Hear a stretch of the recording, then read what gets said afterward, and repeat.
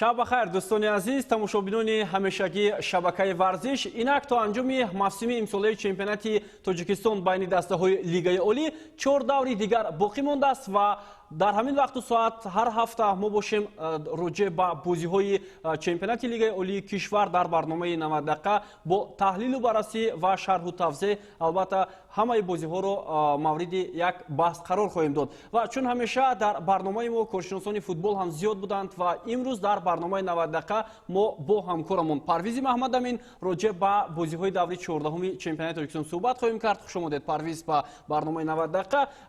یادآور میشم دوستان ارجمند که با سبیان که تیم ملی فوتبال تاجیکستان یک بازی دوستانه با تیم منتخب ازبکستان سنه 3 سپتامبر در شهر توشکند برگزار کرد و کارشناس همیشگی برنامه ما عثمان توشف سرمربی تیم ملی هم البته سرمربی تیم رو یعنی راهبری میکردند. به این خاطر حالا برنگشتند به دوشنبه روزهای نزدیک برمیگردند و فکر میکنم در برنامه آینده حتما باز با عثمان توشف راجع به بازی‌های باقی مانده چمپیونات تاجیکستان حرف خواهیم زد. خب پرویز، با فرق از بازی‌های مثلا دورهای گذشته، دوری 14 که بعد از تنفس یعنی تنفس دو هفته‌ای برگزار شد، چگونه بود؟ خاطرمان بود یا نه به نظر شما؟ و حتی یک بازی رو هم شریک کردید. خب تشکر برای دعوت. البته بازی‌های لیگ عالی همان دوره که انتظار می‌رفت در موسم جاری با سطح و صفت نو باید برگزار شوند، اما متاسفانه در همین دوره 14 مسابقه ما یک تمایل و روندی که از آغاز چمپیونات دیده میشد و یک مدت معین در بین آن رو ندیدیم ادامه یافت. این هم شماره زیادی کارت‌های سرخ بود که در همین دور سه کارت سرخ با فوتبالبازان در عموم نشان داده شد و اینچنین یک مربی هم از میدان خارج گردید و اگر قیاس کنیم راسو 10 دور پیش از این در دور چهارم همین گونه یک حالت بود که 4 کارت سرخ با فوتبالبازان در بازی لیگ عالی نشان داده شد و در این بین یک کمی همین امور گیم پوین فراموده بود. متاسفانه بعد از تنفس دو هفته نه وقتی بازی اثر گرفته شدن همین چیز اثری نم البته دیده شد. بله واقعا هم و اون کارت های سرخی که بازیگران گرفتن باعث نگرانی هم هست که اونها واقعا هم همون احساسات خود را باز داشته نمیتونن. یعنی از این برمیاد که بازیگران از لحاظ روانی پسیکولوژی اونقدر آماده هم نیستند. این چیز در بازی استرالشان خوجان در بازی استقلال ریگارتاداز واقعا هم بر علوم مشاهده یا دوشنبه 83 خطلو. خب دوستان عزیز، متوجه میشویم به نتیجه های دور 14 چمپیونات تاجیکستان. بازی البته دور 14 چمپیونات تاجیکستان با اشتراک دسته های فایزکند و کلوب مرکزی ورزش ارتش برگزار شد و این بازی مساوی به انجام رسید. در همین روز همچنین دوشنبه 83 در میدان خود بازی رو با خطلون مساوی به انجام رسانید، هرچند در 15 دقیقه اخیر رقابت فوتبالبازان دسته خطلون با شماره کم بازی رو ادامه دادند. استقلال مثل مرحله اولی چمپیونات باز هم با حساب کلون ریگارتاداز را شکست داد. الکی در دو بازی فوتبالبازان استقلال با دروازه ریگارتاداز 12 گل زدند. خب خوجاند مثل مرحله اولی چمپیونات باز هم با نتیجه 2-1 بر حریف ازلی خود غلبه به دست آورد و بگویی همین روز لوکوموتیو پامیر به طور هنگامه‌ای توانست کوکتوش را شکست دهد با حساب 2-1 و پرویز میتوانیم بگیم که لوکوموتیو پامیر واقعا هم به طور هنگامه‌ای غلبه کرد بر کوکتوش. بله با اون خاطر که دسته آخرین جدول مسابقه در برابر تیمی که در صورت پیروزی میتوانست جوی خطلون رو تنگ کند در جدول مسابقه و با زینه سومی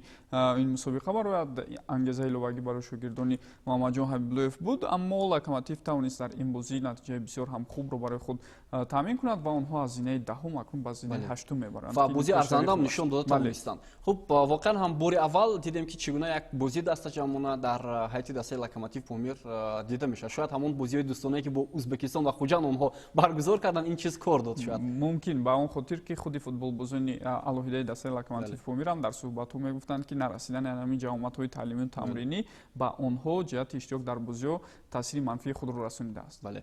خب دوستان عزیز، بیاید برنامه رو با البته بازی‌هایی که روزهای اول و دوم برگزار شدن آغاز کنیم. بعداً در مورد دیدار دسته‌های لوکوموتیو و کوکتوش گفته می‌گذاریم و همچنین اونجا یک چند حالت بحثناک هم به میون آمده بود. خب شروع می‌کنیم از دیدار دسته‌های فایزکند و کلوب مرکزی ورزش артиш ки ин бозӣ болотар ишора кардем мусовӣ ба анҷом расид ва чуне ки мо медонем имсол бошгоҳи Файзканд бо сабаби он ки аслан майдони хонагӣ надорад бозиҳои худро дар варзишгоҳи марказии шаҳри Кӯлоб баргузор мекунад. Умуман варзишгоҳи марказии шаҳри Кӯлоб дар соли 2020 майдони хонагӣ ду даста, як дастаи лигаи олии Файзканд ва дигаре дастаи лигаи якум худи Равшан. Хуб, мо дидем ки ин бозӣ мусовӣ ба анҷом расид. Ба назари шумо ки клуби марказии варзиш Артиш имсол ният дорад ки яке аз роҳхатҳои ҷоми конфедератсияи футболи Осиёро ба даст оварад, мусовӣ барои онҳо ба бухт баробар нест оё муқобили дастаи Файзканд?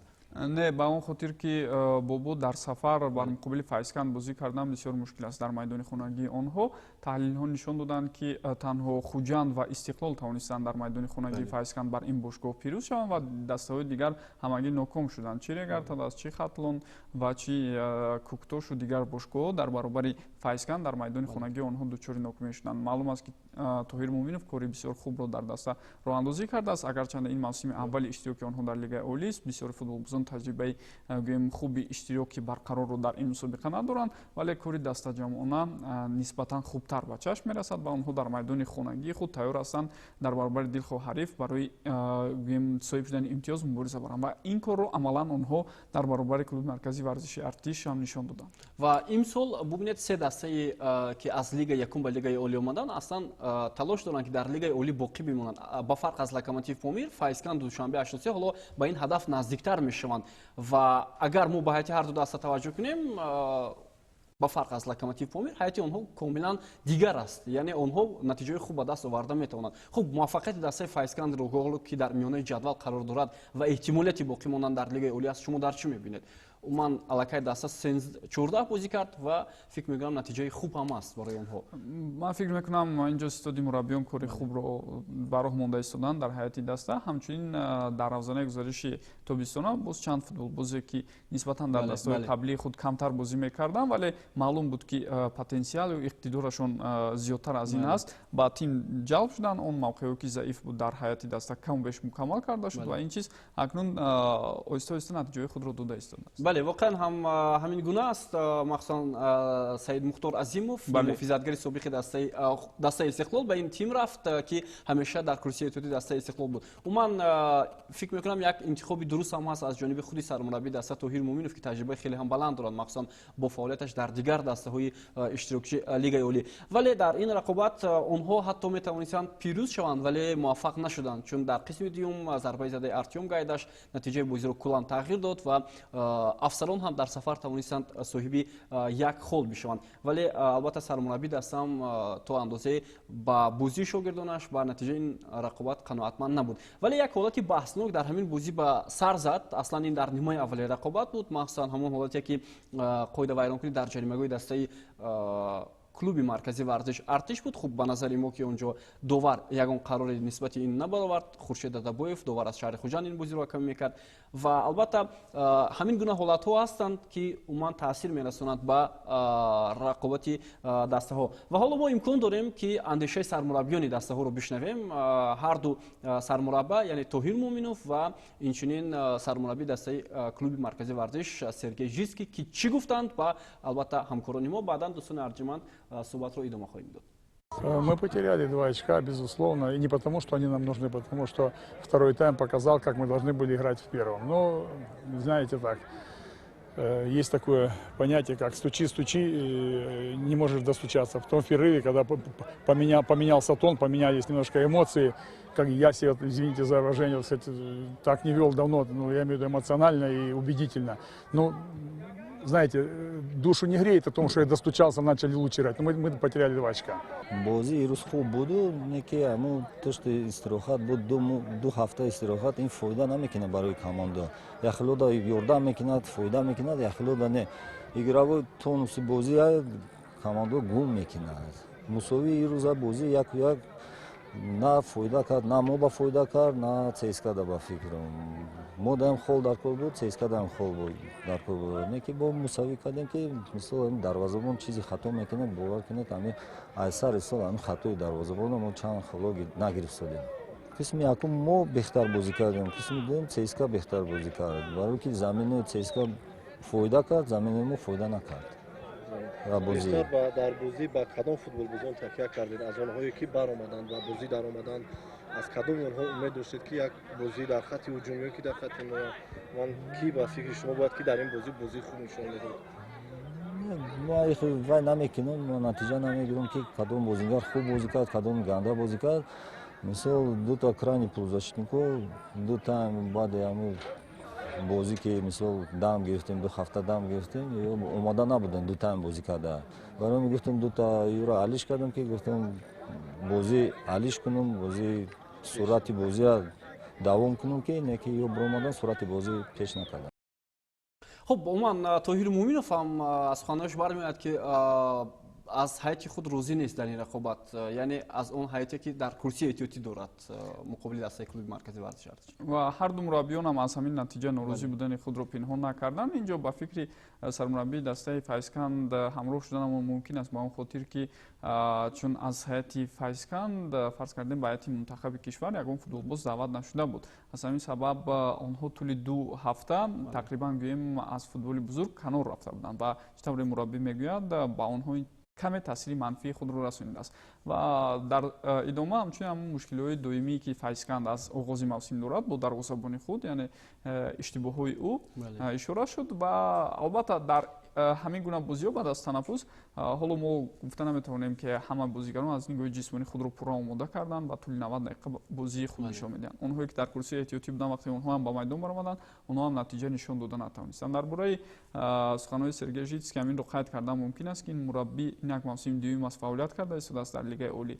بیشتر وقتی فعالیت خود رو شروع کرده بود در مرحله دوم چمپیونات سال گذشته بسیار نتیجه خوب رو با کلوب مرکزی ورزشی ارتش به قید گرفت، اما این سال موسم پورای او امکانیت خوبی تیاری با موسم بود، جامعه‌های تعلیم و تمرینی گذراندند، خوب هیئت هم مکمل کرده شد، می‌بینیم که سرپرستان خوب رو هم دست جلب کرده است، اما نتیجه ها همان طوری که گویم پیشگویی کرده میشد برای دسته کلوب مرکزی ورزشی ارتش نیست و مربی هم از دور به دور این سخن ها رو تکرار کرده است. ولی من فکر میکنم بهتر این است که از سخنی زیاد گفتن اینجا خودداری کرده شود و تنها توجه به اون شود که نتیجه های دسته کلوب مرکزی ورزشی ارتش بهتر شود. بله، تشکر پرویز. ما بالاتر اشاره کردیم دوستان ارجمند که یک حالت بحثناک در همین رقابت به میان آمد. البته داور در اون لحظه بی‌طرفی رو اختیار کرد. بیاید متوجه میشیم که این گونه حالت چگونه به میان آمد میان حمایتگری دسته کلوب مرکزی ورزش ارتش و اینچنین بازیگری تیم فایزکند که بسیار هم بحثناک بود و این پنالتی بود یا نبود یا ضربه جریمه بود یا نبود. البته ما بعد از اون که شرح و توضیح بازی دوشنبه 83 رو یعنی منظور بیننده ها میکنیم با عارف جورایف هم صحبت خواهیم شد. خب پرویز، نظر شما در مورد همین حالت چگونه است که هجوم دسته فایزکند بود و حمایتگری دسته کلوب مرکزی ورزش ارتش دخل بازی کرد؟ آیا میتوان گفت که در این لحظه داور بی‌طرفی رو اختیار کرد؟ واقعا هم بازیگری که عموما با توپ رقابت نکرد در نظر دارم حمایتگری دسته کلوب مرکزی ورزش ارتش. واقعا هم اینجا حالت بحثناک است و ببینید عموما با توپ بازی نمیکند بلکه با زانوی حریف اینجا ضربه زده ایستاده است. مشکل در این است که حالا ما درست و دقیق فکر میکنم این قاعده ویران کنی در داخل جریمه‌گاه بودن یا نبودنش رو معین کردنمون کمی مشکل می شود. نه، اگر مثلا در داخل جریمه‌گاه هم نبود باید بیرون از جریمه‌گاه هم است داور عموما در این چیز بله قاعده ویران کنی رو به اعتبار گرفتن ممکن بود. بله، واقعا هم دوستان عزیز این به نظر شخصی ما است. به هر صورت ما گفتیم که بعد از شرح و توضیح بازی دسته دوشنبه 83 و اینچنین تیم خطلان میتوانیم با البته سابق داوری بین المللی عارف جورایف هم صحبت شویم که اونجا هم یک حالت بحثناک به میان اومد و البته ما فرصت داریم راجع به بازی دیگر که مساوی به پایان رسید در ورزشگاه مرکزی شهر وحدت گفتگو زدیم. یکی از بازی‌های بود که اندک فرق کننده بود نسبت به اون لحظه‌هایی که عموما بازی‌هایی که قبلا به نظر می‌رسید، یعنی بازی دلگیر کننده هم با اشتراک این دو دسته دیده شد. شما در این مورد چی میگید پرویز؟ واقعا هم از همون تماشای لحظه‌های خوفناکی که در این بازی بود یا به اصطلاح همون لحظه‌های خاطرمون این بازی معلوم می‌شود که اونقدر وضعیت‌های خوفناک در عموم در جریان بازی بین دوشنبه 83 و خطلان نبوده است. خطلان امسال تقریبا کوشش میکند در میدان تحت رقم 2 شده بازی کند، بازی‌های هجومکاری خود رو من асад зиёдмоилии худро ба хатти ҳуҷум онҳо тақрибан нишон намедиҳанд ва танҳо ба аксулҳуҷумҳо такя карда дар бештари бозиҳо натиҷаҳои даркориро соҳиб шуданд. Душанбе 83 баръакс мо дида истодаем ки чӣ гуна ин даста кӯшиш мекунад вақте бо ҳарифони бо худ баробар бозӣ мекунад, албатта натиҷаи беҳтарро таъмин кунад. Лек ҳар ду дастаам он қадар дар рафти ҳамин бозӣ шояд ҳамон суханҳое ки болотар Тоҳир Муъминов гуфт инҷо воқеан ҳам гӯем дар амал татбиқ шуданд ба он хотир ки дар ҳолати хуби тайёрӣ ба ин бозӣ ҳар ду даста ҳам қарор надоштанд. бале воқеан ҳам ҳолати баҳсно ки мо болотар гуфтем дар ҳамин вазъият рух дод, яъне довар ҷарима 11 метра таъин кард, туб ба андешаи довар ба дасти ҳимоятгари марказии дастаи Душанбе 83 расид ва баъдан пеналти таъин карда шуд ки воқеан ҳам инҷо метавон гуфт дар қисми дуюми рақобат рафти бозиро тағйир дод ва баъд аз бозӣ ҳам сармураббии дастаи Душанбе 83 бисёр изҳори нигаронӣ кард ки кори довар ба натиҷаи бозӣ дар ин рақобат таъсир расонид. Наслу Кабиров ин бозиро ҳакамӣ кард ва албатта мо дар ин маврид гуфтем бо албатта Ориф Ҷуреев ҳамсӯҳбат мешавем ки ин лаҳзаро чӣ гуна шарҳ медиҳанд ва ҳамчунин лаҳзае ки дар бозии қаблӣ ба миён омад. Хуб, ба фарқ аз бозиҳои дигаре ки Хатлон дар мавсими имсола баргузор кард, бозингарони асосии ин даста то андозаи ҳамон бозиҳои хуби худро нишон дода наметавонанд. Шояд ҳамон ҳолати ҷисмонӣ таъсир менасонад ё чизи дигар. мо болотарам дар суҳбатҳои байни худ ин чизро ишора карда будем. Бо барои футболбозони мо ҳамин тӯли як мавсим дар ҳолати хуби ҷисмонии худро нигоҳ доштан бисёр мушкил аст. Онҳо намедонам бо кадом сабабҳо бошад. Як қисми мавсимро дар сатҳи хуб мегузаранд ва аллакай мебинед дар марҳилаи баъдӣ анамон сатҳи бозие ки доштанд қаблан онро нигоҳ дошта наметавонанд. Ва ин чиз баръало баъдан вақте бозии худи футболбозони алоҳида пешсафони даста суст мешавад, ба натиҷаи умумии даста ҳам таъсири худро мерасонад. бале воқеан ҳам дӯстони азиз, баъдан дар қисми дуюми рақобат баъди он ки футболбози дастаи Хатлон корти сух гирифт, бозингарони Душанбе 83 тавассути Акблей Ҷонс тавонистанд ҳисобро баробар кунанд 1-1 ва ҳамин тавр рақобати ин дастаҳо ба поён расид.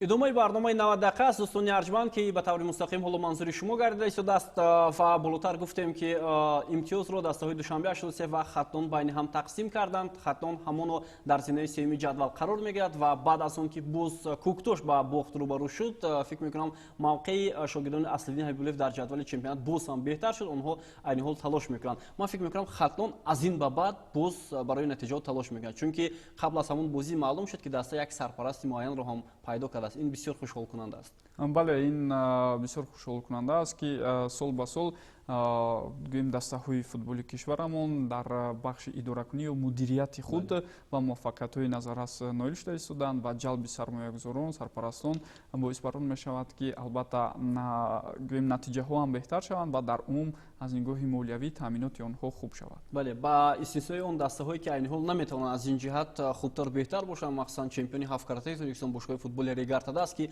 воқеан ҳам ҷои нигаронкунанда аст ки дар мавсими имсола даста аз ин ҷиҳат ҳоло наметавонад натиҷаи хуб ба даст оварда ва эҳтимолияти тарки лигаи олӣ аз ҷониби ин даста вуҷуд дорад ва агар ин ҳолат шавад, ман фикр мекунам бисёр як зарбаи сахт хоҳад буд ба умуман таърихи бошгоҳи Регартада аст, махсусан ба таърихи дастаи футболи шаҳри Турсунзода. хуб, дӯстони арҷманд, мо омода ҳастем ки бо Ориф Ҷуреев, собиқ довари байналмилалӣ, роҷеъ ба ду ҳолате ки дар даври чордуҳуми чемпионати Тоҷикистон ба амал омад суҳбат намоем. Сараввал албатта ҳолати баҳснок дар бозии дастаҳои Файсканд ва клуби маркази варзиш Артиш. Хуб, агар омода бошанд, ҳоло мо бо Ориф Ҷуреев суҳбат мешавем. Салом алайкум. Алло. Салом алайкум, шоми шумо бахайр бошад. Салом алайкум. фикр мекунам моро хуб мешунавед. Бобоҷон, хай овозатон паст омадааст. Ман хай фикри шумо дуруст фаҳмидам, барои ки ман барномаро тамошо карда истодаам. барои ман омода ҳастам шаҳри худам дар манои ду эпизод ки шумо инҷо пешниҳод кардед, якташ бозии Файсканд бо клуби марказии Артиши миллӣ ва дуюмаш бо бозии Душанбе 83 ва Хатлон. ман омода ҳастам, марҳамат, тайёр ҳастам фикри андешаи худро гап занам. хуб, ман мехостам роҷеъ ба ҳамин ҳолате ки дар бозии Файсканд клуби марказии варзиш Артиш ба миён омад фикри шуморо бифаҳмам. оё дар ин ҳолат довар метавонист зарбаи 11 метра таъин кунад ва ё зарбаи ҷаримавӣ ба дарвозаи албатта дастаи меҳмон? бедана дар умум манам шумо марҳамат. дар умум манам чӣ мегӯям рӯи сиқати мегӯям картинкаи пурра дида истодем. Камтар нуқтае ки довари марказӣ истодааст камтар дуртар аст аз ин лаҳзаат. Инҷа бояд кӯмакдовари якум бояд фикри худро ба довари асосӣ ёрдам мекард. Инҷа вайронкунии қоидаи футбол буд, лекин тӯпи ҷаримӣ набуд. Шумо хата нигоҳ кунеду ва ҷои пойҳои бозингаре ки либоси сурх пӯшидагиста нигоҳ кунед. На даруни хат, на болои хат. Ва дар рӯи қонун гуфтагиаст ки агар чӣ мегӯям вайронкунии қоидаи футбол дар дарун шуд, баъд ҷарима мешавад. ҳақиқатан бозингари либоси кабудпӯш ин дастаи файзканд аст, бале? бале. Ҳамин тавр аст. ҳақиқатан қоидаи футболро вайрон инҷа ҷарима аст. тӯби ҷаримавӣ, лекин тӯби 11 метра нест. Инҷа бо ҳам бояд бо корти зард медод. Барои инҷа кӯмакдовар чӣ мегӯям ёки ба худ русифати гӯям не взял на себя смелость подсказать главному арбитру, что қоидаи вайрони футбол шуд дар инҷо. Яъне ин иштибоҳи кӯмакдовар аст, на довари бале. Барое ки нигоҳ кунед ки довари марказӣ аз куҷо омада истодааст ба назди ҳамин ҳодиса. шумо назар кунед тахминан масофаи 20-25 метр дуртар буд. баъд мумкин пешаш бозингар дар ҳамин лаҳза ягон бозингар аз пешаш гузашта гузашт ё дигар чӣ буд, барои ҳамин набуд. Не ки ҳақиқатан инҷа қоидаи вайронкунӣ аз тарафи бозингари либоси кабудпӯш шуд. тӯпи ҷаримавӣ, лекин 11 метра не. Ташаккури зиёд. Ва умуман нисбати ҳамин гуна доварон, махсусан кӯмакдовароне ки ҳастанд, ягон чораҳо дида мешавад ё на? акнун ин дар ин лаҳза нозири бозӣ фикри худаша гап мезанад. ман шумои нағз нашунисодиам, барои ман аз гапатон баҳои худаша бояд монад. Мумкин ман намедонам нозири бозӣ ки буд ва чӣ хел баҳогузорӣ кард. Барои ки ҳақиқатан дар ин лаҳза хатоги аз тарафи кӯмакдовари якум шуда гузаштаак. барои ҳамин ин кас фикри ақидаи худашро мумкин дар гузориши худ ба сардори департаменти нозирону доварон расондагистанд. خب تشکر. در مورد حالت دوم که در بازی دوشنبه 83 و خطلون به عمل اومد، یعنی تعیین کردن ضربه 11 متر از روی قاعده بود با نظر شما؟ بله، بعد شما گوش کنید. من شما فرا نگاه کنید امونا. مسافه از بازیگر خطلون از چند متر توپ رو با میدانچه جریمه‌ای بازیگرانی دوشنبه 83 متر. در این بازیگر محافظتگر یا که نیازگر دسته دوشنبه 83 امکانیت داشت، وقت داشت که توپ رو چی میگن درست قبول کند و خطاگی نکند. همین من خودم ناظر این بازی بودم. در همین لحظه برای چی من با کی نگاه کردم؟ با حرکتی کمک داوری اول رو و بعضی داوری در هر یک بازی هر داورو بریگادای داوران بعضی نازکه بعد فکر چی میگن بعضی چیزای خودشون دارن که در حالتایی که تعیین نمودن جریمه 11 متری یا که بودن گل یا که نبودن گل حرکت ها عامل ها دارن. در همین لحظه اگر شما نگاه کنید در همین کمتر داوری مرکزی دارن کبیر نسل که حقیقتا بازی رو نهایت خوب داوری کرد و یک تک چشم کتی طرفی کمک داوری اول نگاه کرد بعد چی میگن یک پورا باوری کامل تو به جریمه 11 متر تعیین نمود. برای که حرکتی دستی بازیگری محافظتگری دسته دوشنبه 83 وقتی قبول توپ بود روسخت میگن تکنیکی برک پریوم میچه و حرکتش بود. برای بعد از من این چیزی نواری که هست مشکل میکنیم کی زد. لیکن اگر از من در خودم نقد نگاه کرده بودم حقیقتا من با کمتر نسبتی داور ایراد گرفتم که چرا تست شتک نکشیدی. برای همین گفت که من باوری بودم با یک بار گفت باور داشتم که جریمه بود با لیکن گفت من با کمک داور نگاه کردم که حرکتی و برای که اینجا پوزیشن وای بود پورتر وای نقصر میدید روی بر روی اگر نگاه کنید از طرف دست درست کمک داوری یکم ایستاد و با همین بازیگری که توپ رو قبول کرد روی بر روی وای در یک خط بود. بله دیگه نادنوی لینی اون درست دیگه بود. این برای من باوری دارم که اینجا توپ جریمه 11 متر بود. اگر با یک نگاه کنید بازیگرانی که اگر نو درست یا که توپ جریمه اگر داور تعیین کند اونو بحث میکنن و با سری داور دویده میروند. در این لحظه ببینید اون قدر چی میگه ناراضگی قریب که بیان کردنش از بغرضی که بازیگری که خطاگی کرده بود. بله و حتی خود همون حمایتگر. خب تشکر ташаккур аз шумо барое ки вақти қимати худро сарф кардед барои мулоҳиза роҷеъ ба ҳолатҳои баҳсноки даври чордуми чемпионати Тоҷикистон ва умуман албатта дар ҳар бозӣ ҳар дастае ки ноком мешавад бояд айбро ба як чиз вогузор кунад дар ҳар бозӣ. дар ин рақобат ҳам ҳамин гуна ҳолат ба назар расид дар бозии душанбе 83. бобоҷон ман шумо як чиз дига илова мекунам. агар чӣ боше баъди тамом шудани бозӣ ҳарди мураббии даста роҳбарони даста дар вақти бозӣ ва эҳсосот мешад фикр баланд гап мезанад, лекин баъди бозӣ омада ҳар дӯст роҳбарони даста сармураббиён ба доварон раҳмат гуфта миннатдорӣ карда баромада рафтанд.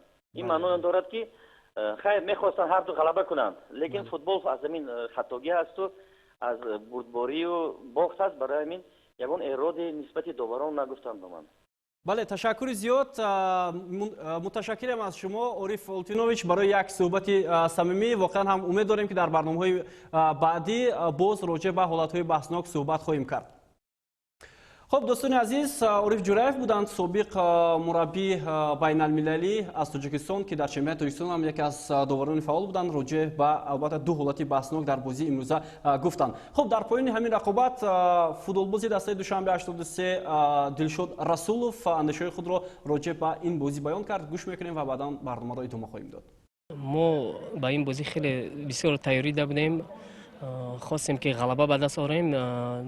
نکی در نیمه دوم خیلی که شما شاهد بودید با دسته ما پنالتی مانده شد امون دسته جریمه 11 متر این بازی ما را خیلی دیگرگونه کرد. بعد در آخرها ما قوت کردیم گل جوابی را زدیم. به نظر شما تعیین جریمه 11 متر از روی قاعده بود یا خیلی که من نزدیکتر بودم به فکرم کمی رسید به دستی محافظتگری ما. خب چی نرسید برای دسته دوشنبه 83 در بازی امروزه برای به دست آوردن 3 گل؟ بچه‌ها خیلی تیاری داشتیم و خیلی هوای گرم هم خیلی بازی خوب تاثیر رساند. خب بعضی از فوتبالبازان هم ابراز میکنند که عموما برگزار کردن بازی ها در ساعت 16 تا یک اندازه تاثیر منفی میرساند برای آنها. این چیز را نیم محافظتگری دسته دوشنبه 83 گفت و چند فوتبالباز دیگری دسته هم ابراز کردند اگر وقتی بازی کمی دیرتر برگزار کرده شود یا گذاشته شود فکر میکنم موافق است برای بعضی از دسته ها که در هوای گرم یک گیم که خود را در میدان ناراحت احساس میکنند. میدونید این زمان چون تیرامو فرو رسید و همون طوری که برای ما و شما معلوم است روزها تو رفت البته اختصار شده ایستادن، کوتاه شده ایستادن و شبها نسبتا درست شده ایستادن. از همین سبب هم فدراسیون فوتبال کشور کمی ساعت آغاز رقابت رو پایین فرا آورد، اما به هر حال نیم ساعت دیگر اضافه کردن ممکن. اما اینجا مسئله اساسی مسئله تامین بودن با گیم روشنایی در ورزشگاه ها است. اگر ورزشگاه ها همین چیز رو داشته باشند و از نگاه مالیوی البته تامیناتشون باشد در گیم شام گاهان برگزار کردن بازی ها عین مداوم میشه. چون هم نمای زیبای ورزشگاه رو ما میتوانیم ببینیم و هم برای خود فوتبالبازان بسیار راحت است. و متاسفانه در جمهوری تاجیکستان تنها ورزشگاه مرکزی دارای چنین یک شرایط است و ورزشگاه حصار هم قبلا همین گونه حالت رو داشت. خب دوستان عزیز نظر میکنیم یا گوش میاندازیم با گوییم که سخنرانی سرمربی دسته خطلون اصلدین حبیب‌اللهیف بعد از این رقابت. عموما چی شما رو نگران کرد در این رقابت؟ من راستش بگم دو سه بازی شد که بازیگرانی که من از اون امیدی کلان داشتم برای نتیجه خوب رو به دست آوردن، چقدر که بازی‌های در اول چمپیون نشون میداد بازیگرانی با مهارت عمر جون شریپوف، سوربون افغانوف، کرامت‌الله سعیدوف، پرویز آخونوف بازی‌های خیلی نمیدونم سبب چی باشد اون چیزی که ما از هم می‌خواهیم همون رو دیدن نتونستیم. نوابسته بنیام و بونها مصلحت میگذاریم، مصاحبه میگذاریم، میپرسیم میگن همه 100% است ولی در وقتی بازی میگیم که اون طلبات‌هایی که ما نسبت اونها داریم قانون نگران نیستیم. بله واقعا اصلین حبیب‌اللهیف راجع به هنرنمایی بعضی از بازیگران گفته گذاشت که هنرنمایی اونها ستاد مربیان رو تا حال قانع نکرده است. از سخن در مورد البته بازیگران کلیدی این تیم میرود که در مرحله اولی چمپیونات واقعا هم با هنر و مهارت خود توانسته بودند نتیجه های لازمه رو برای دسته خطلون تامین نمایند.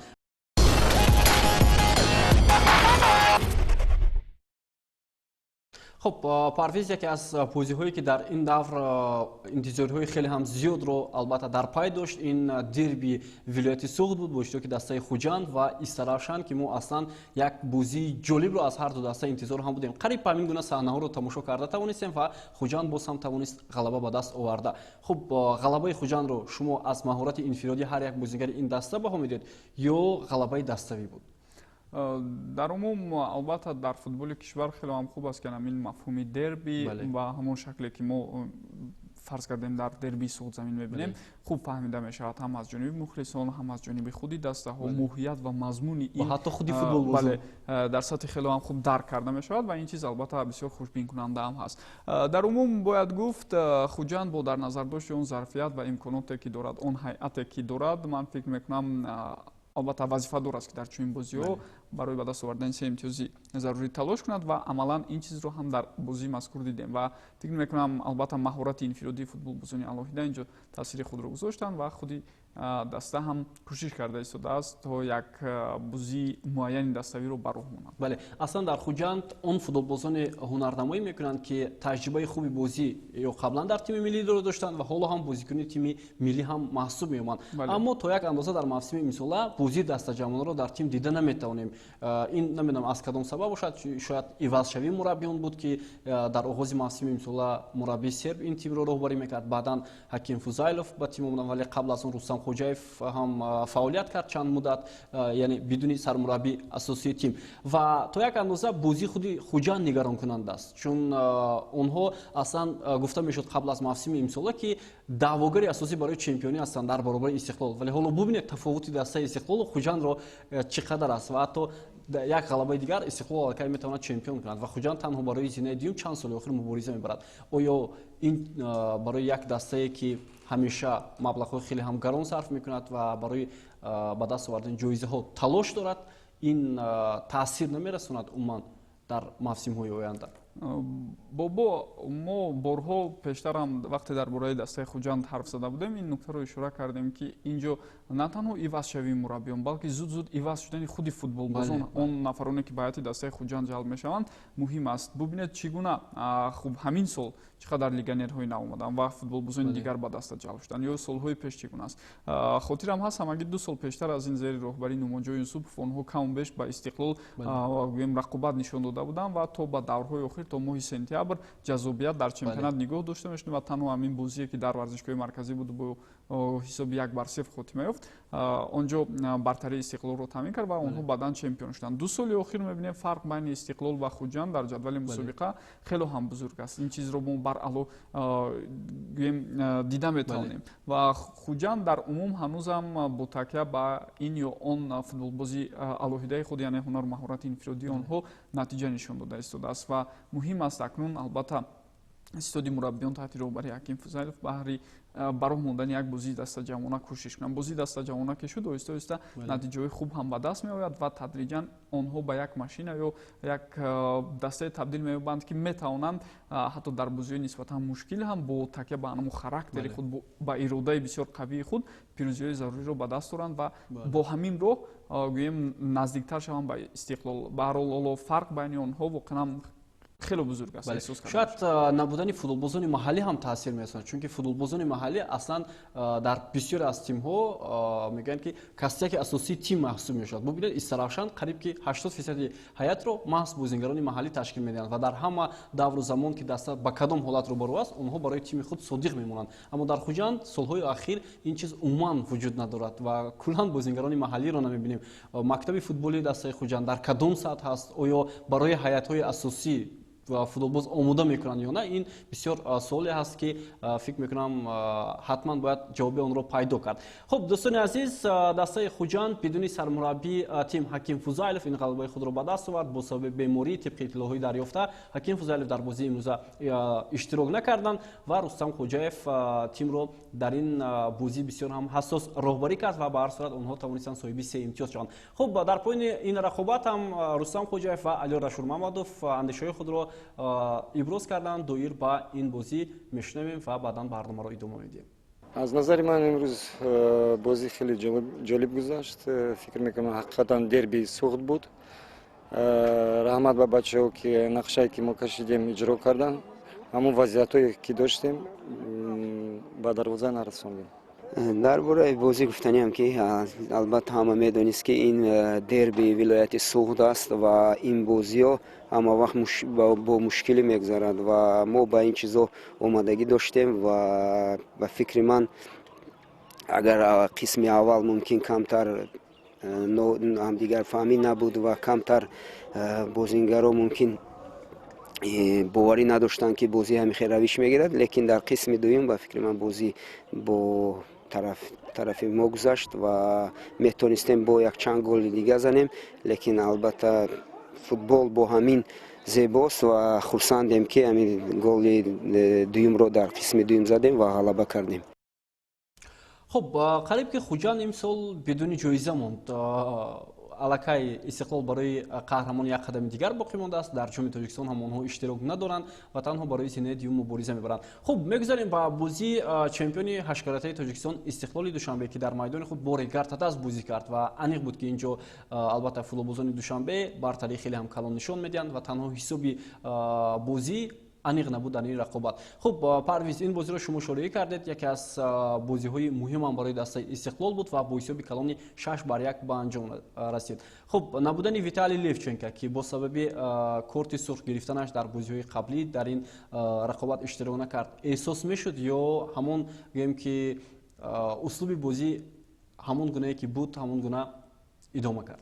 алакай ин мутахассис дар дастаи Истиқлол як услуби муайян, як равиши муайяни бозиро роҳандозӣ кардааст ва дар чунин бозиҳо ҳам иштирок накардани ӯ ягон таъсире намерасонад ва ягон гӯем таъсири манфиам ба гӯем дастаи ӯ гузошта наметавонад. Аммо болотар мо дар мавриди Истарафшан ва Хуҷанд ҳарф задем, ҳамонҷо шумо як ишораи хуб кардед. Лек айнан ҳамон гуна ҳолати Истарафшанро дар Регар мо метавонем гӯем ки тақрибан 90% футболбозон дастпарварони худи ҳамин бошгоҳ ҳастанд. Солҳои пеш аз шаҳри Турсунзода албатта футболбозони хуб ба воя мерасиданд ва дар ҳайати ин даста умуман дар тими миллии кишвар ҷои муайяни худро пайдо мекарданд. Вале бубинед ҳамин сол ин бошгоҳ якбора ба як буҳрони бисёр амиқ рӯбарӯ шудааст. Солҳои қаблӣ Регар тақрибан бо ҳамин ҳайат, албатта онҷо чанд футболбози дигар буданд, барои ҷоизаҳо талош мекард. ҳадақал дар чемпионат ҷоизадор мешуданд, дар ҷоми кишвар бошад, чанд сол дар ҷоми кишвар то ба финал мерафтанд. Дар ҳоле ки анамин Хуҷанд давоми 2 соли охир дар ҷоми кишвар ҳатто ба финал баромада наметавонанд. Регар бо анамин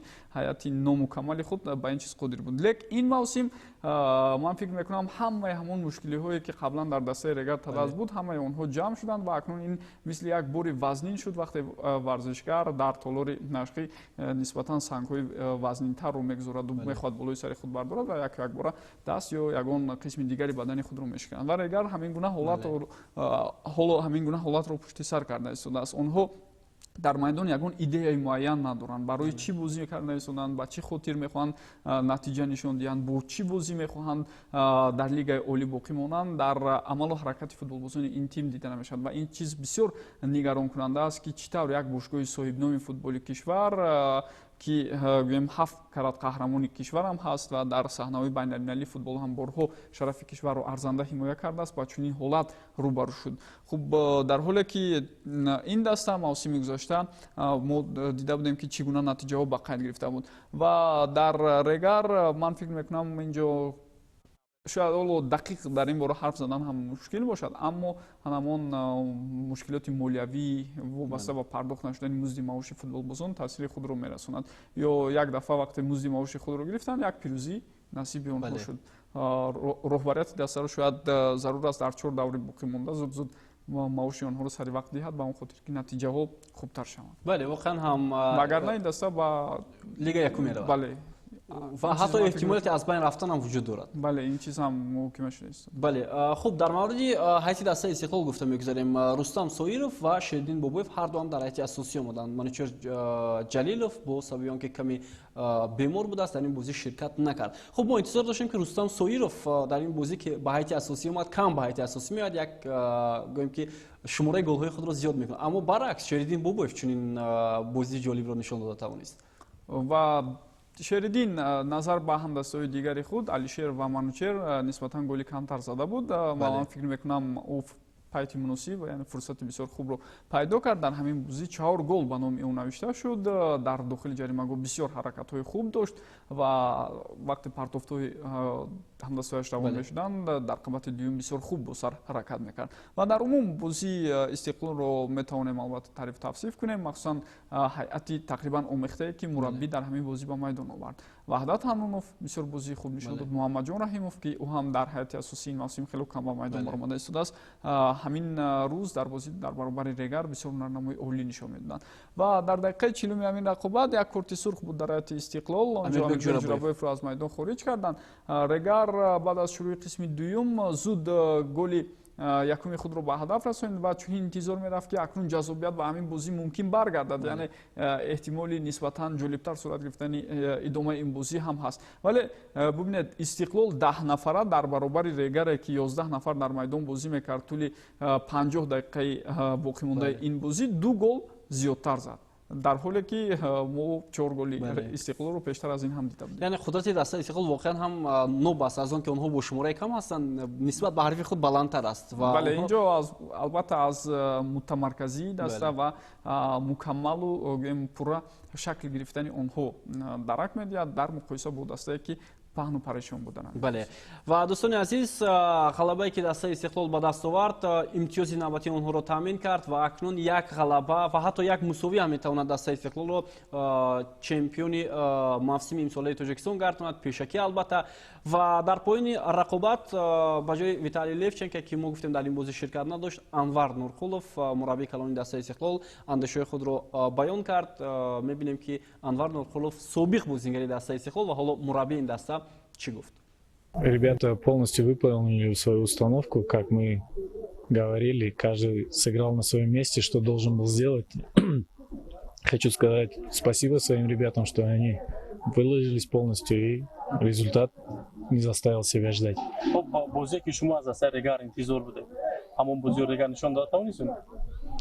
Ну, на Истиқлол любой соперник настраивается и хотят показать свой максимальный футбол. Поэтому думаю, что настрой у него был запредельный, но так как я сказал, что ребята выложились, сыграли свой футбол, поэтому не дали сопернику никакого шанса. وقتی که امیربک جورابویف رقیب رو از پشت زد اینجا دوار کارت سرخ نشون داد. بها دادن دوار رو چگونه شما خوب قبول کردید؟ کار دوار رو من در بازی چگونه با میدید؟ Ну, после того, как свисток прозвучал, конечно, нельзя уже отвечать. Я полностью принимаю решение судьи, да, правильно, красная карточка, но и игрок Регара должен был получить красную карточку, так как он спровоцировал нашего игрока.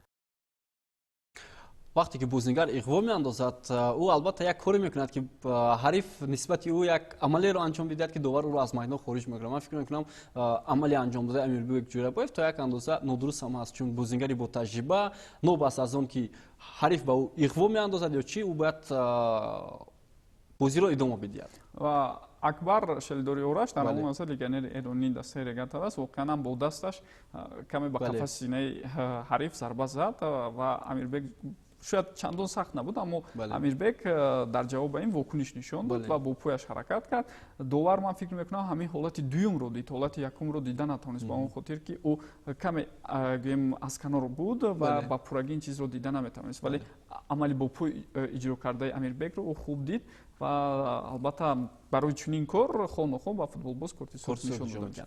خب نبودن احسان پنجشنبه که این اولین بازی استقلال بدون احسان است، احساست تا یک اندازه چون تاندم احسان و علیشیر جلیف در مسیر سال بین وقت خوب بودند.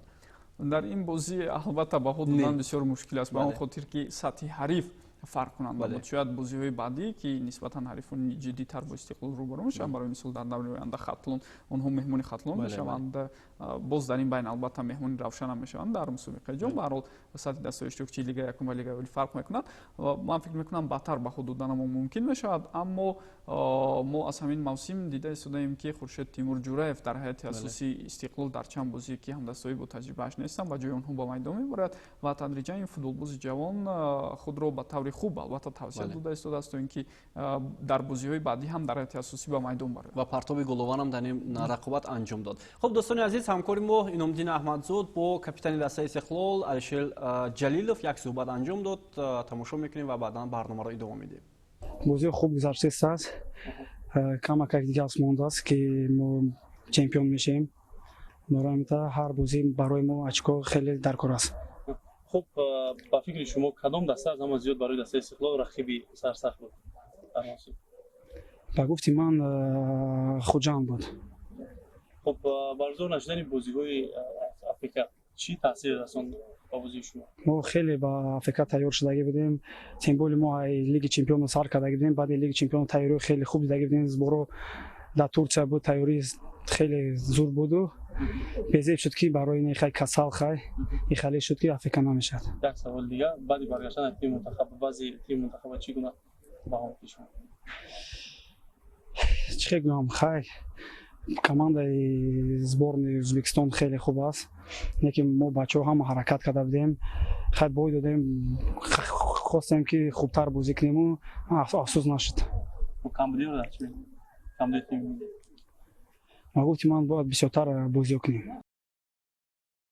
خب بر صورت با سخن‌های آخرین علیشیر جلیلوف راجع به تیم ملی هم فکر خواهیم شد چون که باید تیم ملی بیشتر بازی کنند و در این گونه بازی‌ها تجربه بیشتر کسب نماید. ولی در مورد اون که علیشیر جلیلوف گفت رقیب ازلی ما خوجند بود، من فکر می‌کنم شاید خطلون باشد چون که یگانه دسته‌ای که از استقلال امتیاز گرفته بود در موسم امسال. و در همین دور دسته استرافشان میتوانست برای قهرمان شدن استقلال کمک کند. اگر فرض کردیم سلام اشرف محمدوف که این بازی خوب نشون داده است، خودی فوتبال بازی استقلال حتی همچون فوتبال بازی جوراوی هم هرچند در حد دسته رقیب بازی میکند میتوانست در این راه به آنها کمک کند. برای اکنون مسئله چمپیونی استقلال دیگر من فکر میکنم جای بحث و مناظره هم ندارد. یک امتیاز و ممکن است به غلبه کردن یا در صورت باخت هم اونها چمپیون شدن میتوانند. این چیز از نتیجه بازی دیگر هم وابستگی دارد. بله وقت نشان خواهد داد دوستان ارجمند و اکنون میگذاریم به دیداری آخرین دوره چهاردهم چمپیونات تاجیکستان میان دسته‌های لوکوموتیو پامیر و کوکتوش. این رقابت در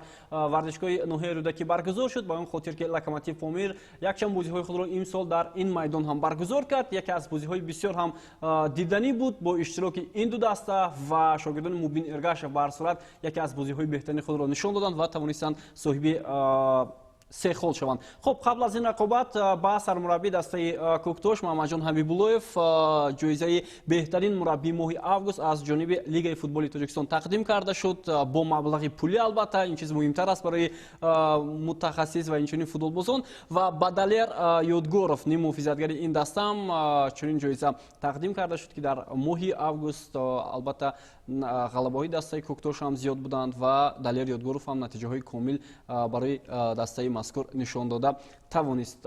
ولی در این رقابت مقابل لوکوموتیو پامیر آنها نتوانستند یک نتیجه کامل به دست آورده. خب البته بیشتر فوتبالبازان کوکتوش رقابت رو با حمله‌های خود آغاز کردند. شاید آنها باور داشتند که حریف رو با آسانی میتوانند شکست بدهند. از بین همه پنج بازی که در همین دور صورت گرفت بازی نسبتاً جالب‌تر و جذاب‌تر بود که همین دو دسته در بازی آخرین دور به نظر رسید. از ابتدا هر دسته هم اصلا زیاد به خط هجوم مایلی خود را نشان دادن. این چیز هم خیلی خوشبین کننده است و در عموم اگر اهمیت دهیم بعد از اون برتری که در آغاز رقابت شاگردان محمدجان حبیب‌اللهیف داشتن بعداً لوکوموتیو بسیارتر با توپ کار میکرد. اونها هجوم‌های خود را تشکیل میدادن و دسته میبینیم که آهسته آهسته البته به خود باوری رو بیشتر کرده است و از تجربه معین رو هم فوتبالبازان کسب کردند و این چیز باید در ادامه به این تیم کمک کند بهر باقی موندن در چمپیونات. برای مبارزه بین آنها استرافشان و ریگر من فکر میکنم باز ادامه می‌یابد. اگر لوکوموتیو همین گونه بازی خود را باز در 4 دیدار دیگر برای آورد من فکر میکنم آنها میتوانند موفق شوند برای باقی موندن در از این 4 بازی 6 امتیاز به دست آورد کافی است. این علاقه فکر میکنم حتی زیادتی هم میکنم برای بله به هر صورت بعداً باز میان استرافشان و ریگر است مبارزه ادامه خواهد یافت برای باقی ماندن در چمپیونات. خب اصلا بعد از اون که در مرحله دوم چمپیونات یک چند فوتبالبازان با تجربه به تیم آمدند، منوچهر سفرов، سیاوش اسرارов ҳайати дастаи Локомотив Помир комил гашт ва ҳатто дар бозиҳое ки муқобили Истиқлол доштанд онҳо натиҷаи хуб то як андоза нишон дода тавонистанд аз рӯи натиҷаи бозӣ ва ҳатто дар рақобат бо Хуҷанд ки имтиёз ба даст оварданд. Ман фикр мекунам агар ситоди мураббиён робарияти даста дар оғози мавсим ҳайати худро ҳамин гуна комилтар мекарданд, ҳатто онҳо метавонистанд дар қатори 4 дастаи беҳтарин ё 5 дастаи беҳтарин ҷой гиранд. аз маълумотое ки ҳаст онҳо аз ибтидо ҳамин гуна нақша доштанд. Чанд футболбози легионер номнавис шуда буд ба ҳайати дастаи Локомотив Помир, аммо сабабҳояш маълум нест ки ба чӣ хотир онҳо дар бозиҳо иштирок накарданд. Барои ҳамин гуна дастаҳои ҷавон албатта дар лигаи олӣ зарур аст. Фарз кардем ҳайати омехтаи иборат аз футболбозони ҷавон ки бисёр энержии зиёд доранд, баҳри бозӣ кардан сурати хубро ҳам нишон медиҳанд ва ҳамчунин футболбозони ботамкину босалобати ботаҷриба ки онҳо дар рафти бозӣ дар лаҳзаи зарурӣ метавонанд худро идора карда ва ба ҳамдастаҳои ҷавони худ нисбатан маслиҳату машварат дода барои онҳо ки дар ин ё он ҳолати баҳснок ё ин ҳолати мушкил чӣ гуна бозӣ кунанд ва албатта ҳамин гуна як омехтагӣ айни муддао мешуд барои дастаи мазкур. бале мо гумон мекардем қабл аз оғози мавсими имсола ки Локомотив Помир ки таҷрибаи мусобиқаи осиёии ҷаҳониро дорад дар лигаи олӣ ҳатман як натиҷаи хуб нишон медиҳад, аммо ин хаёли мо хом баромад. инҷо албатта фарқ байни сину сол бале сину соли бозингарон таъсири худро мерасонад. бале воқеан ҳам аксари футболбозони дастаи Локомотив Помир қариб 90% онҳо сину солшон 17-18 сол аст. Ба ин хотир фикр мекунам ҳунарнамоӣ кардан бо бозингарони сину соли калон дар чемпионати лигаи олӣ воқеан ҳам маълум шуд ки таъсир расонида истодааст. ва дӯстони арҷманд, ин бозӣ бо ҳисоби 2-1 ба фоидаи дастаи Локомотив Помир ба анҷом расид. ғалабаи дуюми шогирдони Мубин Эргашев дар мавсими имсолаи чемпионати Тоҷикистон ва ҳамчунин лаҳзаи дигар дар ин рақобат он буд ки довари рақобат Абдулло Давлатов сармураббии тими Коктош Маҳмадҷон Ҳабибуллоевро аз майдон хориҷ кард. Сараввал ба ӯ корти зард нишон дод, баъдан корти сурх ба сармураббии дастаи Коктош нишон дод ва Маҳмадҷон Ҳабибуллоев ёдовар мешавем ки дар марҳилаи дуюми чемпионат ҳидояти тими Коктошро ба дӯш гирифт ва ҳоло мо имкон дорем ки бо албатта сармураббии дастаи Коктош Маҳмадҷон Ҳабибуллоев ки дар марҳилаи аввали чемпионат ҳамчун коршиноси барномаи 90 дақиқаи шабакаи варзиш буданд суҳбат анҷом диҳем. Якчанд суол ҳам дорем ки фикр мекунам бояд мутахассис ба ин суоли мо посух ҳам гӯянд. ва албатта Маҳмадҷон Ҳабибуллоев аз лиҳози он ки тартиби интизоми бозингаронро хуб ба роҳ мемонанд, бениҳоят таҷрибаи хуб доранд, чунки бо баъзе аз футболбозони Коктош ҳамсӯҳбат шудем. онҳо иброз карданд ки айни ҳол ҳамон назму низом дар даста дар сатҳи баланд аст ва ин чиз воқеан ҳам таъсир мерасонад ба натиҷаҳои даста дар мавсими имсолаи чемпионат. вале ки агар Коктош ҳамин гуна бозиҳоро бо бохт анҷом бидиҳад, ман фикр мекунам онҳо ба ҳадафи худ нахоҳанд расид, яъне ба даст овардани роҳхати ҷоми конфедератсияи футболи Осиё. хуб инҷо албатта аз ҳолати дигар ҳам вобастагӣ дорад ба он хотир ки дар ҷоми конфедератсияи футболи Осиё мавсими оянда рӯшан нест ки ба кадом тартиб мегузарад. бале хуб дӯстони азиз, коргардон ишора мекунад ки айни ҳол мо бояд бо сармураббии дастаи Коктош суҳбат анҷом бидиҳем. Маҳмадҷон Ҳабибуллоев, салом алейкум. алло, салом алейкум. ва алейкум ассалом. моро мешунавед муаллим? бале. шоматон ба хайр бошад ва дастаи Коктош ғайри чашмдошт мегӯем аз Локомотив Помир мағлуб шуд. хуб ин мағлубиятро шумо ҳамчун сармураббии даста чӣ гуна шарҳ медиҳад, чун баъд аз анҷоми бозӣ ки ба шумо корти сух нишон дода шуда буд, тибқи ҳамон низомнома наметавонистед суҳбат анҷом бидиҳад ва ман мехостам фикри шуморо дар ин маврид бифаҳмам. саломат бошед. бо пеш аз ҳама ман меро гуфтаниам ки албатта сатҳи футболи мо имрӯз хеле баланд, хеле пеш рафте. дастаҳо бозӣ хуб ишон мекунанд, лекин сатҳи доварӣ чӣ хеле ки буд ҳам хеле мондааст. ва дар бозӣ гузаштам аз ин хатои одамчии довар мо 2 холай даст додем ва дар бозии имрӯза бошад умуман довар ҳукми худро надорад. фақат ба гуфтаҳои бозингарони дастаи Локомотив бисёр хуштар мекашад ва ман аламовар аст ки باید فکر خود عقیده خود رو نداره، حکم خود رو نداره. کدام بود دیگر لکماتی که آواز میبرد او آواز اوشتاکش بلند میشود. البته این یک دردآور است. دسته که در جای هفتم میرفت کوکتوش ما امروز گذشته کار کردیم البته با منت بچه ها پیش از همه با منت سرپرست ما برای سرپرست بیاد یک مینتداری خود بتانیم که از بازیگران یگان دیرم قرضدار نیست نه از ماوش نه از بازی که دست غلبه میکنن لیکن ما در نزد خود مانده وظیفه که ما میخوایم که برای مدال چمپیونات مبارزه بریم میخوایم که با دستای کلوب ارتش که دسته خطلون دیگر دست خوجا مبارزه بریم نه با کمیته داوران. معلم یک سوال دیگر این است که دسته شما بازی رو با بیشتر توجه به خط حمله آغاز کرد یعنی شما چی دستور داده بودید دسته کوکتوش باید در این رقابت حتما غلبه میکرد چون که معلوم بود که بازیگران به خود بیشتر باور داشتند شاید این تاثیر رسونید به نتیجه رقابت. این برای ما یک شرمندآور است برای خود من که یک دسته که در جدول اصولی خود در آخرین جا در جای دهم میرود غلبه و یک غلبه داشت در دوره اول بدون غلبه میباشد که با دسته ما گرفته برای باید در بازی دسته ها نه باید داور سببدار نشوند در روزه گذشته در دوره گذشته در هر یک دور ما خطای داوران رو میبینیم برای این کمیته داوران ما معلوم نشوند که ما چون سخن میکنیم. بله معلم باز یک سوال دیگر در مورد عموما هیئت دسته کوکتوش که فرصت ها در قسم اول مخصوصا 3-4 امکانیت خوب بود و بعدا در قسم دوم معلوم شد که شما تغییرات به عمل آوردید آیا تغییرات بر رفت بازی تاثیر رسونید یا شما را قانع گردانید اون فوتبالبازانی که از کرسی احتیاطی به میدان آمدند؟ نه البته بازیگرانی که ما از کرسی احتیاطی برآوردیم ما مجبور شدیم برای اینکه امروز در خط هجوم بازیگر لیگانر که برآمد کرد از بازی من همچون مربی راضی نیستم.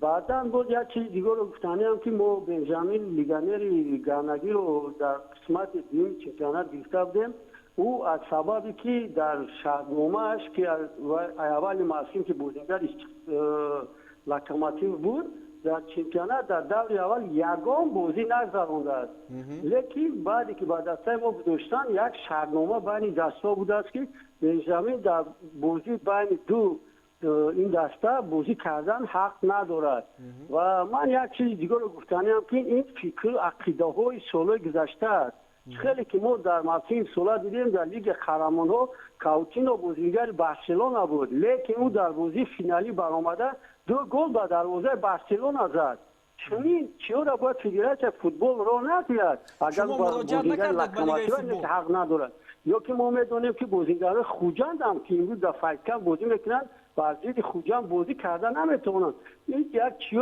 کونن یک چیز گذشتن ما باید چنین چرا دیگر ندیم بازیگر که آرنده میرود یا که یک دسته با دسته دیگر میگذراند میگذرد او باید بازی با دسته که بازی میکرد باید تدخی من یگان چیزا نمیفهم که ما آلیم در فوتبال دوره سال 80 اوما شما مراجعت نکردید به لیگ فوتبال تاجیکستان؟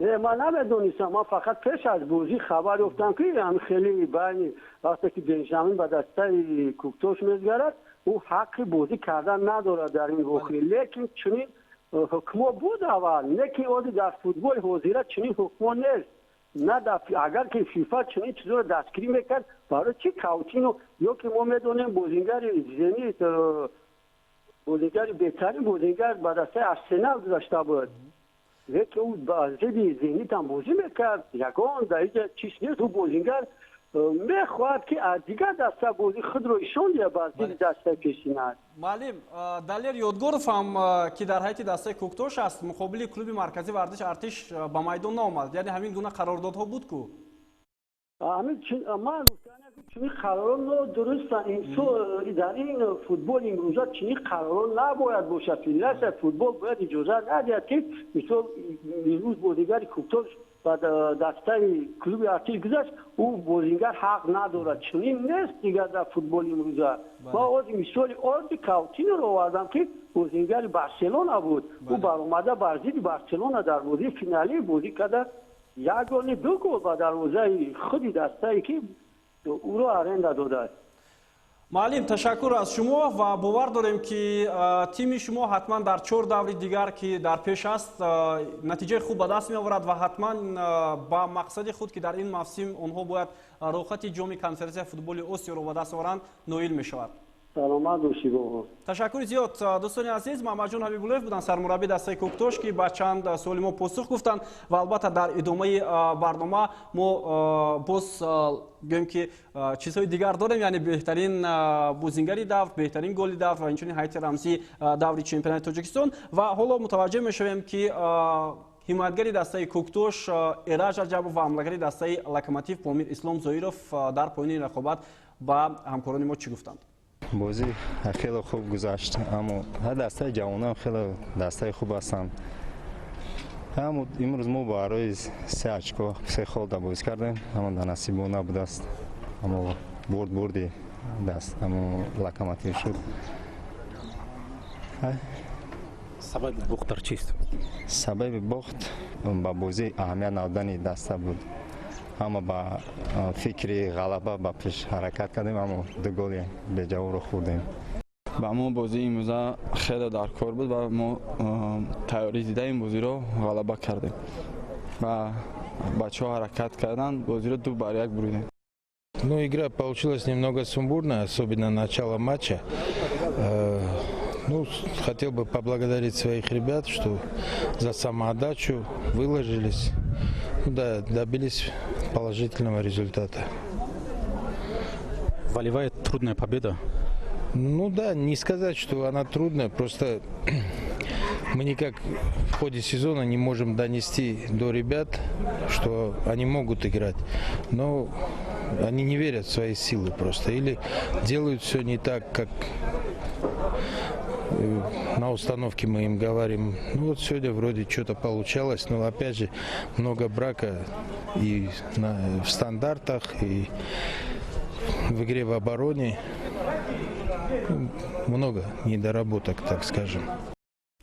خب به هر صورت مبین گشت سرمربی دسته لوکوموتیو پامیر از بازی شاگردانش در این رقابت قناعتمند هم نبوده است. خب گل ها نسبت به دورهای دیگر در این دور چمپیونات تاجیکستان زیاد بودند و از میان آنها 3 تای بهترینش رو حالا ما منظوری شما میکنیم.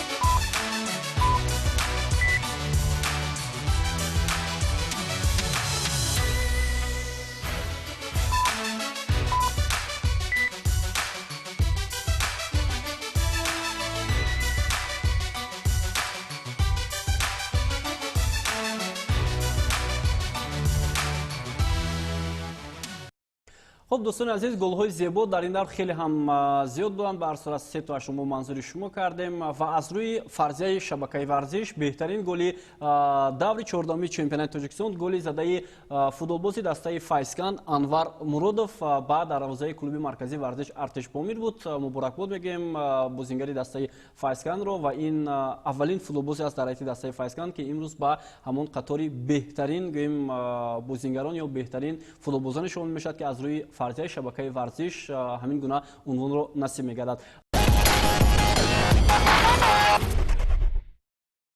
اکنون فرصت اون فرا رسیده است که 11 فوتبالبازی بهترین دوری 14 چمپیونات تاجیکستان رو البته اعلان نماییم طبق фарзияи шабакаи варзиш сар аз соли 2020 дар мавсими имсолии чемпионат беҳтаринҳои ҳар давр муайян карда мешаванд. Хуб, мутаваҷҷеҳ мешавем ба беҳтаринҳои даври 14-уми чемпионати Тоҷикистон. Дар дарвоза Беҳрӯз Хайриев аз бошгоҳи футболи Истаравшан қарор гирифт, нобаст аз он ки Истаравшан ба бохт рӯбарӯ гардид. ва ӯ тавонист пеналтиро баргардонад аз пеналтие ки Ойбек Абдуғафуров зада буд ва ман фикр мекунам месазад ки ба ин дарвозабон акнун сармураббии тими миллии кишвар таваҷҷӯҳи бештар кунад, чун ӯ ҳама зинаҳоро вақеъ пушти сар кард. Хуб, ҷонибек Шарипов дар хати дифоъ аз канори чап мавқеъ гирифт, як гол, як партоби головар. Ваҳдат Ҳанонов ҳам ҳунараш дар бозӣ бо дастаи Регартадаст дар сатҳи баланд буд. Иззатло Рӯзиев ҳам дар хати дифоъи дастаи Душанбе 83 мавқеи устувор дошт. Бикатан Тони яке аз бозингароне аст ки тавонист мавқеи Наимҷон Иброҳимзодара дар хатлон пурра намояд ва метавон гуфт ки дар ҳамин мавқеъ хуб бозӣ карда истодааст. хуб, дар мавриди он футболбозоне ки дар хати ним муҳофиза қарор доранд, Муҳаммадҷон Раҳимов яке аз беҳтарин бозиҳои худро дар мавсим сипарӣ кард. Артём Гайдаш футболбози меҳварии дастаи клуби марказии варзиши Артиш Помир аст. Муҳаммадалӣ Содиқов ҳам дар бозии Файзканд ҳунари баланди худро нишон дод ва Фатҳулло Чунодат дар бозиҳо албатта маҳорати баланди худро нишон медиҳад. Бале, дар хати ҳамла дӯстони арҷманд Ислом Зоиров аз Локомотив Помир мавқеъ гирифт ва инчунин Шеридин Бобоев аз бошгоҳи футболи Истиқлол ки нақши ин ду бозингар ҳам дар муваффақияти дастаҳои Локомотив Помир ва Истиқлол хеле ҳам зиёд буд ва ба ҳайати рамзии давр Мубин Эргашев мураббии давр эълон гардид, чун дастае ки дар зинаи поёни ҷадвал қарор гирифт, тавонист тиме ки дар зинаи чорум қарор дошт ба мағлубият рӯбарӯ кунад. Ин буд дӯстони арҷманд ҳайати рамзии даври 14-уми чемпионати Тоҷикистон. Ва дар мавриди интихоби беҳтарин бозингари даври 14-ум албатта бояд гуфт ки ягон бояд гӯем ки шубҳаам зиёд нашавад, чунки аллакай маълум буд ки ҷоизаи беҳтарин бозингари даври 14-уми чемпионати Тоҷикистон насиби кӣ мешавад. бале, Шеридин Бобоев тавонист дар ҳамин давр ба задани 4 гол муваффақ шавад. ин покери ӯ буд, дар умум шумораи голҳояш ба 10 мерасад ва ӯ акнун баъд аз Манучер ва Алишер сеюмин нишонзани беҳтарин дар чемпионат аст. ман фикр мекунам албатта сатҳи рақибам каме пасттар буд, вале Шеридин имкониятҳои худро хеле хуб истифода кард. бале, воқеан ҳам Шеридин бори аввал бо пиронҳои Истиқлол ба задани 4 гол даст ёфт. ин ҳамон муваффақияте буд ки ӯ дар даври 14-ум нишон дод ва акнун шумораи голҳояшро бо Манучер Ҷалилов наздиктар кард ва инчунин Алишер Ҷалилов муборизаи се бозингари дастаи Истиқлол дар пойгаи нишонзанҳо боз ҳам пуршидатар шуд. хуб, дӯстони арҷманд, Шеридин Бобоевро бо ин гӯем ки ҷоиза ё беҳтарин бозингари даври 14-ум эътироф карданаш табрик мегӯем. яке аз футболбозоне аст ки ҳоло ҳам дар тими миллӣ ва ҳам дар Истиқлол нақши асосӣ дорад ва албатта саросадаҳо дар мавриди он ки Шеридин Бобоев дар мавсими ояндаи чемпионати Тоҷикистон дар мавсими ояндаи футбол умуман ба яке аз дастаҳои аврупоӣ мегузарад. фикр мекунам бояд кӯшиш намояд ки ба ин гуна мақсад бирасад, чунки ҳар қадаре ки футболбозони мо дар хориҷ аз кишвар бозӣ мекунанд, ин ба нафъи футболи мо хоҳад буд. хуб, дӯстони арҷманд, даври 15-уми чемпионати Тоҷикистон албатта ба мавқуф гузошта шуда буд бо он ҷамъомаде ки тими миллӣ дошт ва акнун ҳафтаи оянда бозиҳои даври 16-уми чемпионати Тоҷикистон баргузор мешавад ва ҳоло агар ба ҷадвал таваҷҷӯҳ кунем, Истиқлол бо 40 имтиёз ва бештар аз 11 гол аз Хуҷанд дар зинаи аввал қарор додад. Рақобат барои албатта рохати ҷоми конфедератсияи футболи Осиё пуршидатар мешавад ва инчунин рақобат миёни дастаҳои аутсайдер. бале, Хатлон, Куктош ва клуби марказии варзиши Артиш барои ҷои сеюм талош карда истоданд. дар идома мебинем Душанбе 83 ва Файзканд мавқеи худро дар маркази ҷадвал мустаҳкам карданд. Локомотив Помир, Истаравшан ва Регартадаст як давр ба даври дигар мавқеи худро дигар мекунанд. Локомотив дер боз дар зинаи охирин қарор дошт ва инак онҳо тавонистанд аз ин мавқеъ худро раҳо кунанд. акнун Регартадаст заифтарин даста дар чемпионат аст. бале, ва 4 даври дигар нишон хоҳад дод ки кадоме аз ин дастаҳо лигаи олиро тарк мекунанд. хуб, дӯстони азиз, ҳафтаи оянда гуфтем чемпионати даври 16-уми Тоҷикистон баргузор мешавад, вале дар ин миён бозиҳои даври чорягниҳои ҷоми Тоҷикистон санаҳои 13-ум, 14-ум, 15-уми сентябр баргузор мешаванд. баъдан ҳафтаи оянда бозиҳои чемпионати лигаи олӣ идома хоҳад кард санаҳои 19-ум ва 20-уми сентябр. Файзканд дар майдони худ бо Душанбе 83 рақобат мекунад. Локомотив Помир бо клуби марказии варзиш Артиш, Истаравшан бо Регартадаст, Хатлон бо Истиқлол, Хуҷанд бо Куктош. кадоме аз ин бозиҳоро метавон парвез гуфт ки бозии ҳассос ва марказии даври 16-ум аст? албатта дидори дастаҳои хатлон ва истиқлол инҷо аз байни дастаҳои дигар фарқ карда меистад. бозии хуҷанд ва куктош чӣ? Не ба он хотир ки дар марҳилаи якуми чемпионат хатлон имтиёз аст дастгирифт, имтиёз гирифта буд ва инҷо ҳамчунин масъалаи чемпионӣ ҳам ҳаллу фасл шуданаш мумкин аст. Албатта куктош талош мекунад қусури он нокомиёи охири худро аз хуҷанд гирад ва дар ҷадвали мусобиқа албатта зинаи сеюмро боз ба худ онҳо мехоҳанд албатта умуман ба зинаи сеюм талош хоҳанд кард ва ҳамчунин бозӣ байни Сарафшан ва Регар Тадас ду дастаи заифи чемпионат ҳам фикр мекунам ҷолиб бояд сурат гирад ба он хотир ки ангезаи аз якдигар пеш гузоштан дар ин гуна бозиҳо одатан мутахассисон мегӯянд ин бозӣ барои 6 имтиёз мешавад. барсад Сарафшан бартарӣ дорад чун дар майдони худ бозӣ мекунад. Хуб ва дар мавриди Хуҷанд Куктош гуфтанӣ ҳастем ки маҳз Куктош буд ки Хуҷандро аз ҷоми Тоҷикистон берун кард ва онҳо дар сафар дар майдони Хуҷанд бо ҳисоби 3-0 ғалаба ба даст оварда буданд. Хуб дӯстони азиз, ин буд барномаи 90 дақиқа ки роҷеъ ба бозиҳои даври 14-уми чемпионати Тоҷикистон суҳбат кардем ва бозиҳо ва ҳолатҳои ба амал омадаро мавриди таҳлилу баррасӣ қарор додем. Ман Бобо Холмуродзода ҳамроҳ бо ҳамкорам Парвизи Муҳаммадамин будем. Албатта роҷеъ ба бозиҳои давр суҳбат кардем. Хайр, то барномаи дигар сеҳатманду пирӯз бошед.